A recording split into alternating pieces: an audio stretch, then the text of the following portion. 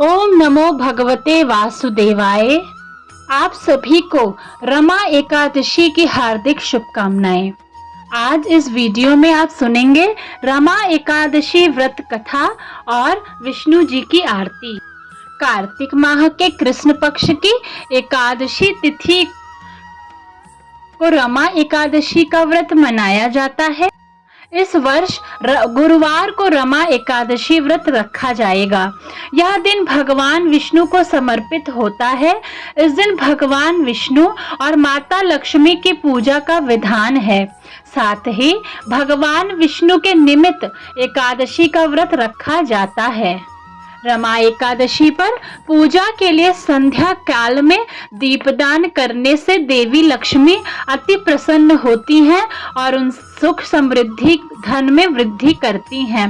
भक्तों के सभी बिगड़े काम बना देती हैं। देवी तुलसी लक्ष्मी स्वरूपा हैं, अतः इस दिन तुलसी पूजन बहुत पुण्यदायी माना जाता है।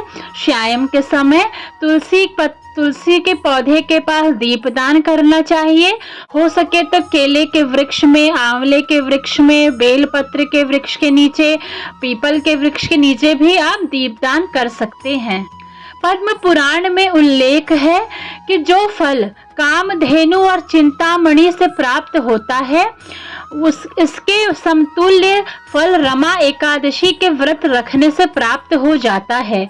सभी पापों का नाश करने वाली और कर्मों का फल देने वाली रमा एकादशी का व्रत रखने से धन धान्य की कमी कभी नहीं होती।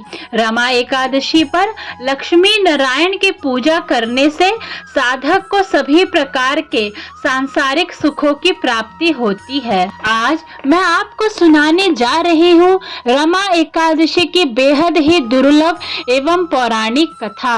आइए गौरी पुत्र गणेश का नाम लेकर कथा आरंभ करते हैं। धर्मराज युधिष्ठिर कहने लगे कि हे भगवान, कार्तिक कृष्ण एकादशी का क्या नाम है, इसकी विधि क्या है, इसके करने से क्या फल मिलता है, सो आप विस्तार पूर्वक बताइए। भगवान श्री कृष्ण बोले कि कार्तिक कृष्ण पक्ष की एकादशी का नाम रमा एकादशी है। यह बड़े बड़े पापों का नाश करने वाली है। इसका महात्म्य मैं तुमसे कहता हूँ, ध्यान पूर्वक सुनना। हे राजन, प्राचीन काल में मुचुकुंद नाम का एक राजा रहता था। उसकी इंद्र के साथ मित्रता थी। साथ ही यम, कुबेर, वरुण और विभीषण भी उसके मित्र थे। यह राजा बड़ा धर्मात्मा, विष्णु भक्त और न्याय के साथ राज करता था। उस राजा की एक कन्या थी जिसका नाम चंद्रभागा था। उस कन्या का विवाह चंद्रसेन के पुत्र शोभन के साथ हुआ था। एक समय वह शोभन ससुराल आया। उन्हीं दिनों जल्दी ही पुण्यदायिनी एकादशी रमा भी आने वाली थी। जब व्रत का दिन समीप आ गया तो चंद्रभागा के मन में अत्यंत सोच उत्पन्न हुआ कि मेरे पति अत्यंत दुर्बल हैं और मेरे पिता की आज्ञा अति कठोर है। दशमी को राजा ने ढोल बजवाकर सारे राज्य में यह घोषणा करवा दी कि एकादशी को भोजन नहीं करना चाहिए। ढोल की घोषणा सुनते ही शोभन को अत्यंत चिंता हुई और अपनी पत्नी से कहा कि हे प्रिय, अब क्या करना चाहिए? मैं किसी प्रकार भी भूख सहन नहीं कर सकता। ऐसा उपाय बतलाओ कि जिससे मेरे प्राण बच सकें, अन्यथा मेरे प्राण अवश्य चले जाएंगे। चंद्रभागा कहने लगी, हे स्वामी, मेरे पिता के राज में एकादशी के दिन कोई भी भोजन नहीं करता। हाथी, घोड़ा, ऊंट, बिल्ली, गौ आदि भी तृण, अन्न, जल आदि ग्रहण नहीं करते। फिर मनुष्य का तो कहना ही क्या है। यदि आप भोजन करना चाहते हैं तो किसी दूसरे स्थान पर चले जाइए, क्योंकि यदि आप यहीं रहना चाहते हैं तो आपको अवश्य व्रत करना पड़ेगा। ऐसा सुनकर शोभन कहने लगा कि हे प्रिय, मैं अवश्य व्रत करूंगा। जो भाग्य में होगा वह देखा जाएगा। इस प्रकार से विचार कर शोभन ने व्रत रख लिया और वह भूख प्यास से अत्यंत पीड़ित होने लगा। जब सूर्य नारायण अस्त हो गए और रात्रि को जागरण का समय आया, जो वैष्णवों को अत्यंत हर्ष देने वाला था, परंतु शोभन के लिए अत्यंत दुखदाई हुआ। प्रातः काल होते शोभन के प्राण निकल गए। तब राजा ने सुगंधित काष्ठ से उसका दाह संस्कार करवाया, परंतु चंद्रभागा ने अपने पिता की आज्ञा से अपने शरीर को दग्ध नहीं दिया और शोभन को अंत्येष्टि क्रिया के बाद अपने पिता के घर में ही रहने लगी।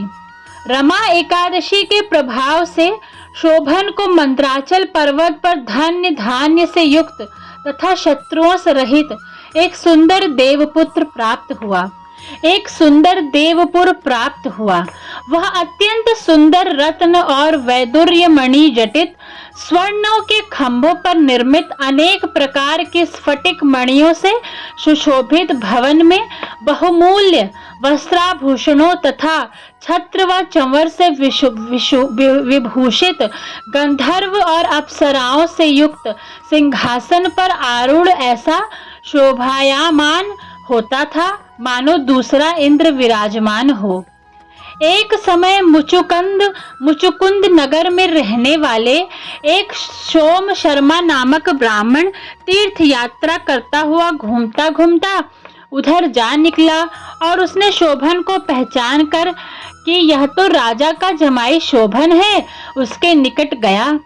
शोभन भी उसे पहचान कर अपने आसन से उठकर उसके पास आया और प्रणाम आदि करके कुशल प्रश्न किया।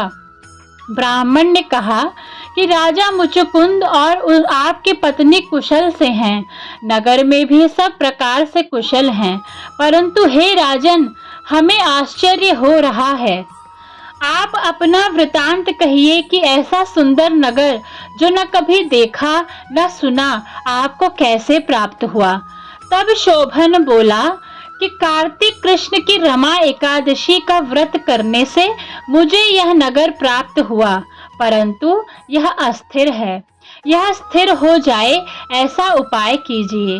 ब्राह्मण कहने लगे कि हे राजन, यह स्थिर क्यों नहीं है और कैसे स्थिर हो सकता है, आप बताइए, फिर मैं अश्वमेव व उपाय करूंगा। मेरी इस बात को आप मिथ्या न समझिए। शोभन ने कहा कि मैंने इस व्रत को श्रद्धा रहित होकर किया है, अतः यह सब कुछ अस्थिर है। यदि आप मुचुकुंद की कन्या चंद्रभागा को यह सब वृतांत कहें तो यह स्थिर हो सकता है। ऐसा सुनकर उस श्रेष्ठ ब्राह्मण ने अपने नगर लौटकर चंद्रभागा से सब वृतांत कह सुनाया। ब्राह्मण के वचन सुनकर चंद्रभागा बड़ी प्रसन्नता से ब्राह्मण से कहने लगी कि हे ब्राह्मण, ये सब बातें आपने प्रत्यक्ष देखी हैं और या स्वप्न की बातें कर रहे हैं। ब्राह्मण कहने लगे कि हे पुत्री, मैंने महावन में तुम्हारे पति को प्रत्यक्ष देखा है, साथ ही किसी से विजय ना हो ऐसा देवताओं के नगर के समान उनका नगर भी देखा है। उन्होंने यह भी कहा कि यह स्थिर नहीं है, जिस प्रकार वह स्थिर रह सके सो उपाय करना चाहिए। चंद्रभागा कहने लगी, हे विप्र, तुम मुझे वहां ले चलो, मुझे पतिदेव के दर्शन की तीव्र लालसा है। मैं अपने किए हुए पुण्य से उस नगर को स्थिर बना दूंगी।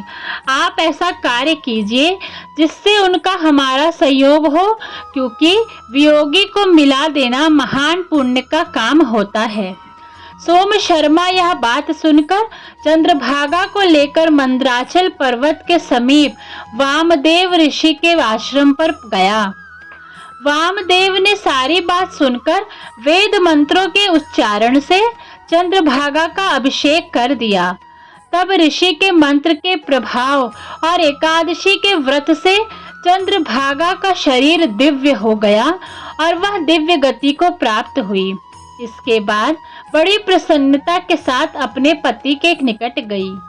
अपनी प्रिय पत्नी को आते देखकर शोभन अति प्रसन्न हुआ और उसे बुलवाकर अपनी बाएं तरफ बिठा लिया। चंद्रभागा कहने लगी कि हे प्राणनाथ, आप मेरे पुण्य को ग्रहण कीजिए। अपने पिता के घर में 8 वर्ष की थी तब से विधि पूर्वक एकादशी के व्रत को श्रद्धा पूर्वक करती आ रही हूँ। इस पुण्य के प्रताप से आपका यह नगर स्थिर हो जाएगा तथा समस्त कर्मों से युक्त होकर प्रलय के अंत तक रहेगा। इस प्रकार चंद्रभागा ने दिव्य आभूषणों और वस्त्रों से सुसज्जित होकर अपने पति के साथ आनंद पूर्वक रहने लगी। हे राजन, यह मैंने रमा एकादशी का महात्म्य कहा है। जो मनुष्य इस व्रत को करते हैं उनके ब्रह्मा हत्यादि समस्त पाप नष्ट हो जाते हैं। कृष्ण पक्ष और शुक्ल पक्ष की एकादशियां समान हैं, इनमें कोई भेदभाव नहीं है, दोनों समान फल देने वाली हैं। जो मनुष्य इस महात्म्य को पढ़ते अथवा सुनते हैं वे समस्त पापों से छूटकर विष्णु लोक को प्राप्त होते हैं। कथा का सार मैं आपको बताती हूँ। भगवान श्री हरि विष्णु जी बड़े दयालु और क्षमावान हैं। श्रद्धा पूर्वक या विवश होकर भी यदि कोई उनका पूजन या एकादशी व्रत करता है तो वह उसे भी उत्तम फल प्रदान करते हैं। परंतु मनुष्य को चाहिए कि वह भगवान का पूजन बड़ी श्रद्धा से करे। शोभन अपनी पत्नी द्वारा श्रद्धा पूर्वक किए गए एकादशी व्रतों के कारण अपने राज्य को स्थिर कर सका। ऐसी सुकर्मा पत्नी भगवान श्री हरि की कृपा से ही प्राप्त हो सकती है।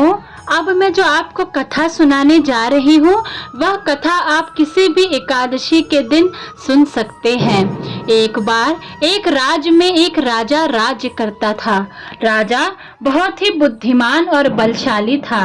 राजा सदैव अपनी प्रजा का बहुत अच्छे से ध्यान रखता था। प्रजा भी अपने राजा को बहुत पसंद करती थी। राजा की 2 बेटियां थी।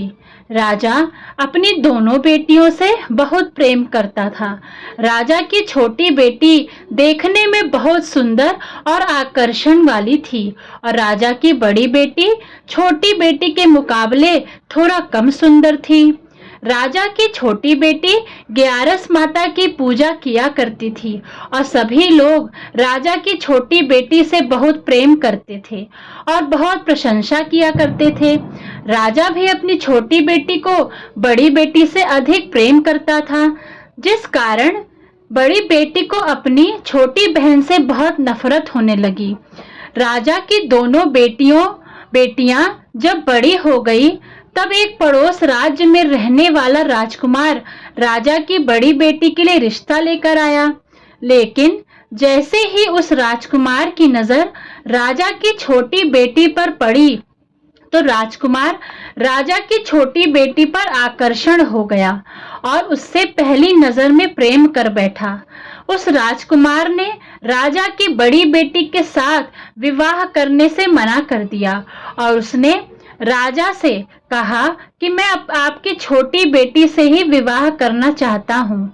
जिसके बाद राजा की बड़ी बेटी यह देखकर अपनी छोटी बहन से बहुत क्रोधित हो गई और राजा की बड़ी बेटी ने अपनी छोटी बहन को अपना सबसे बड़ा दुश्मन मान लिया।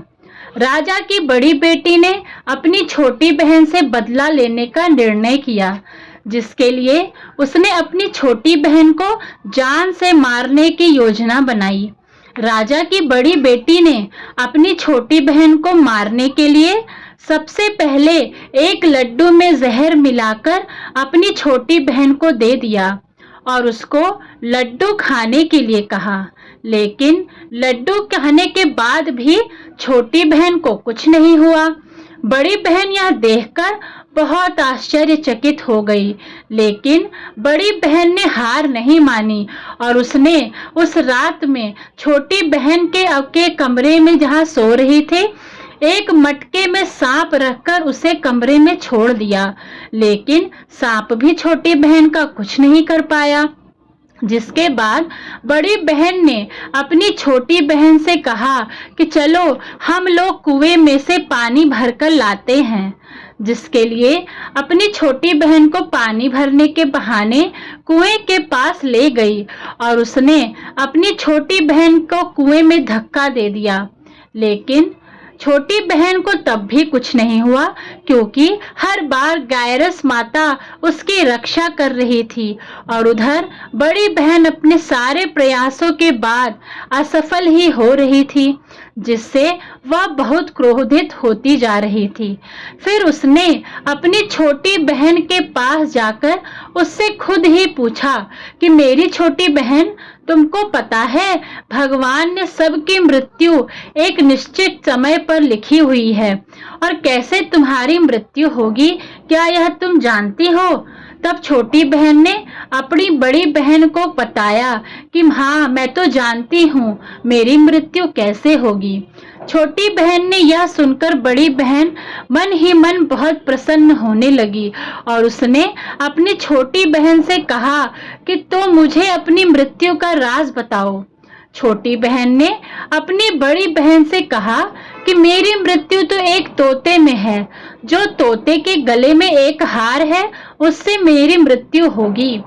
जब तक कोई भी व्यक्ति तोते को मारकर वह हार अपने गले में पहनेगा तो मैं मूर्छित हो जाऊंगी और जैसे ही उस हार को अपने गले से उतारेगा तो मैं वापस से जीवित हो जाऊंगी।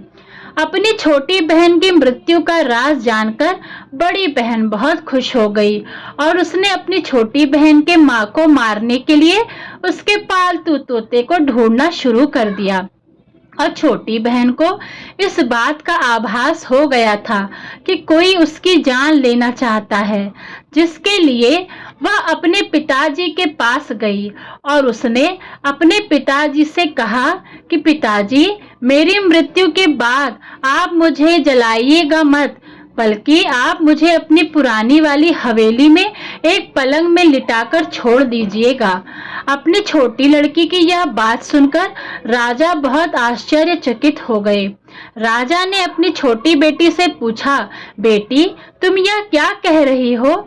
तब राजा की छोटी बेटी ने बताया, पिताजी, समय किसी के लिए रुकता नहीं है, कब क्या हो जाए किसी को कुछ पता नहीं। और फिर राजा ने अपनी छोटी बेटी से कहा, तुम ऐसी बातें क्यों कर रही हो? 2-3 दिन में तो तुम्हारा विवाह है। लेकिन छोटी बेटी ने अपने पिताजी को ऐसा करने पर मजबूर कर दिया और उनसे वचन ले लिया। राजा ने भी अपनी छोटी बेटी की बात स्वीकार कर ली और 2-3 दिनों के बाद जब शादी का समय आया तब राजकुमार बारात लेकर राजा के घर आया। राजकुमार और राजा की छोटी बेटी का विवाह शुरू हो गया। जैसे ही राजा की छोटी बेटी राजकुमार के साथ फेरे लेने करना शुरू करती है तो उसकी बड़ी बहन अपना छोटी बहन के कमरे में जाकर उसके तोते को पकड़ लेती है और उसको जान से मार देती है। तोते की गले में जो हार था उसको अपने गले में धारण कर लेती है।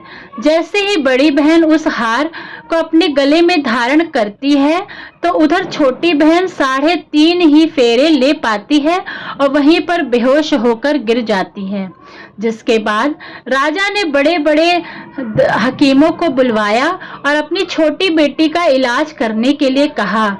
राजा की बात सुनकर वैद्य ने छोटी बेटी को जब चेक किया तो राजा को बताया कि आपकी छोटी बेटी ना तो जीवित है और ना ही मरी है। यह मैं ऐसा पहली बार देख रहा हूँ। राजा ने वैद्य को, हकीम को यह बाहर बताने में मना कर दिया और उनका कहा कि अगर तुमने यह बात किसी को बाहर बताई तो हम तुम्हें फांसी दे देंगे।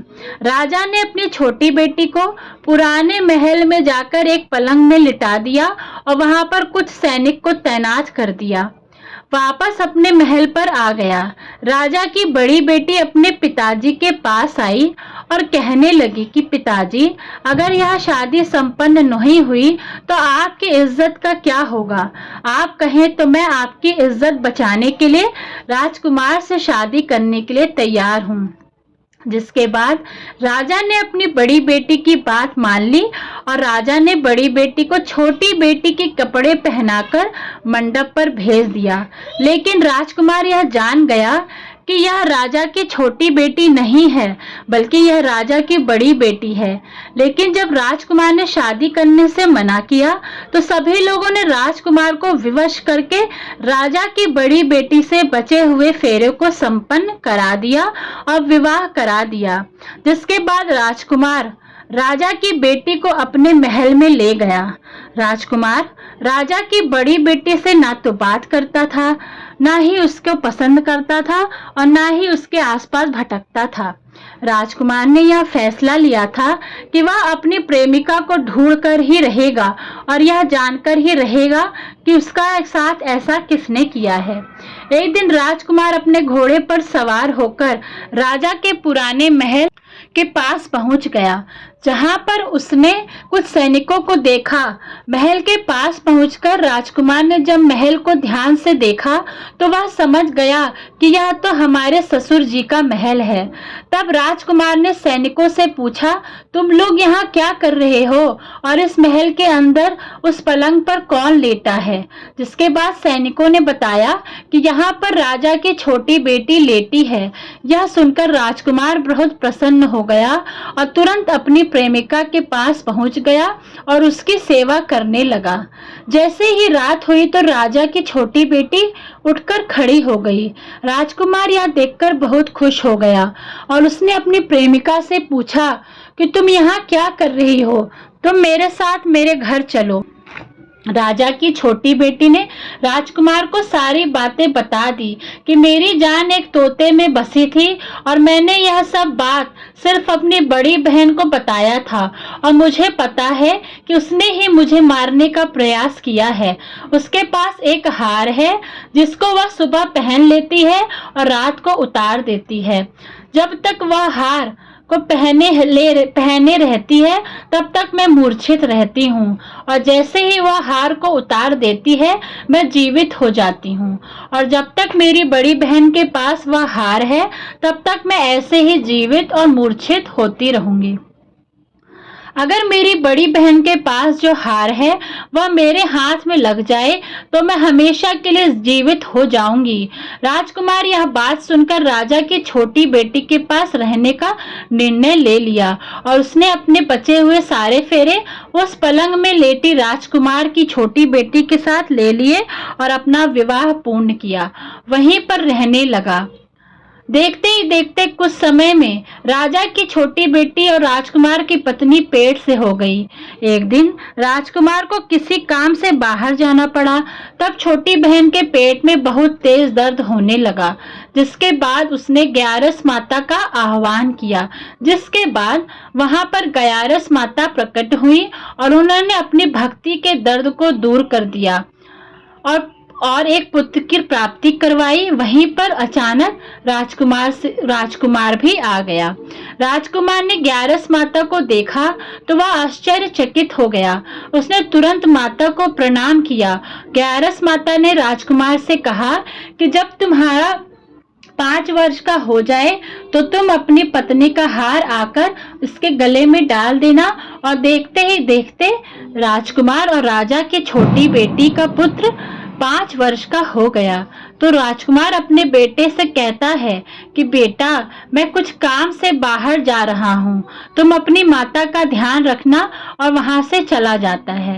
राजा को बाहर निकलता देख बड़ी बहन के सैनिक देख लेते हैं और बड़ी बहन को जाकर सारी बात बता देते हैं। जिसके बाद बड़ी बहन अपनी छोटी बहन के पुत्र को वहां से उठवा लेती है और उसको मरवा देती है। छोटी बेटी के पुत्र के 2 टुकड़े करवा देती है। पहला टुकड़ा चक्की के पास छुपा देती है और दूसरा टुकड़ा अपनी पलंग के नीचे रख लेती है। अब ग्यारस माता भिखारी का रूप लेकर आती हैं। एक भिखारी का रूप रखकर बड़ी बहन के पास चली जाती हैं, जिसके बाद वहां पर भिक्षा मांगने लगती हैं। बड़ी बहन अपने नौकरों से कहती है जाकर भिक्षा दे दो, लेकिन जैसे ही नौकर ग्यारस माता को भिक्षा देने के लिए आते हैं, माता उन्हें मना कर देती है और कहती है कि मैं तुम्हारी महारानी से ही भिक्षा लूंगी। जिसके बड़ी बहन स्वयं ही भिक्षा देने के लिए माता के पास आती है। तब माता एक बिल्ली का रूप लेकर उसके कमरे में चली जाती है और वहां पर छोटी बेटी के पुत्र कोई दो टुकड़े को आपस में जोड़ देती है और उसे जीवित कर देती है और उसे वहां से ले जाती है। राजकुमार अपने बेटे को लेकर अपनी पत्नी के पास जाता है और उसे कहता है कि तुम इसका ध्यान रखना।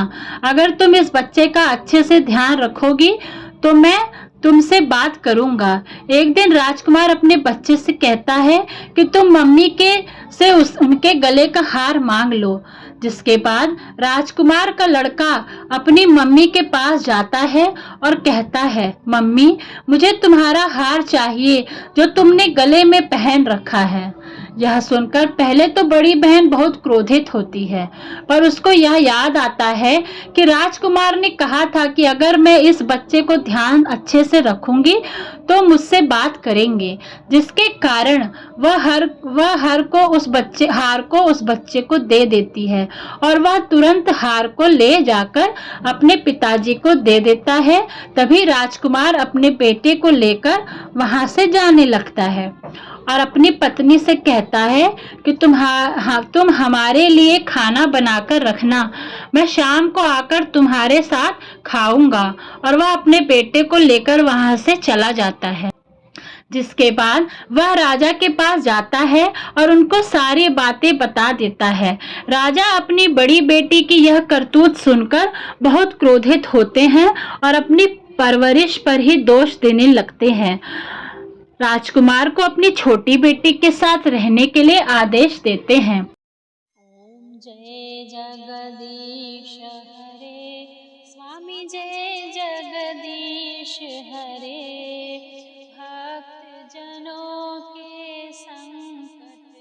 भक्त जनों के संकट क्षण में दूर करे। ओम जय जगदीश हरे। जो ध्यावे फल पावे, दुख बिन से मन का। स्वामी दुख बिन से मन का। सुख संपत्ति घर आवे, सुख संपत्ति घर आवे। कष्ट मिटे तन का। ओम जय जगदीश हरे। ओम जय जगदीश हरे, स्वामी जय जगदीश हरे। भक्त जनों के संकट क्षण में दूर तुम मेरे। अपने हाथ उठाओ, अपने हाथ उठाओ, पार पड़ा तेरे। ओम जय जगदीश हरे। विषय विकार मिटाओ, पाप हरो देवा। स्वामी